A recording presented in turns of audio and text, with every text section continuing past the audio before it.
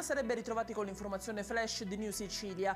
2 persone sono rimaste ferite in una sparatoria avvenuta nel quartiere Enesima di Catania all'interno di un edificio di via Cantone. Entrambi si trovano ricoverati in ospedale, uno è in gravi condizioni.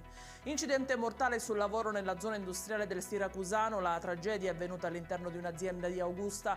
Vittima un uomo di 59 anni originario di Catania che avrebbe perso l'equilibrio durante le operazioni di carico e scarico di sabbia da un mezzo. La procura di Siracusa ha aperto un'inchiesta. L'interrogatorio di Mario Di Ferro, il ristoratore che gestisce il locale Villa Zito, si terrà giovedì prossimo. L'uomo al momento è agli arresti domiciliari, è accusato di spaccio di droga. Secondo l'accusa, la lista dei clienti di Di Ferro, molti dei quali devono ancora essere identificati, includerebbe anche alcuni VIP della Palermo Bene, tra cui l'ex senatore di Forza Italia Gianfranco Miccichè, che al momento non è indagato. Arrestato un uomo di 46 anni con l'accusa di tentato omicidio, avrebbe accoltellato un uomo di 49 anni a Borgonuovo. La vittima, attualmente ricoverata in coma farmacologico e sottoposta a un intervento chirurgico, sembra aver avuto una discussione con il vicino di casa riguardante un cane.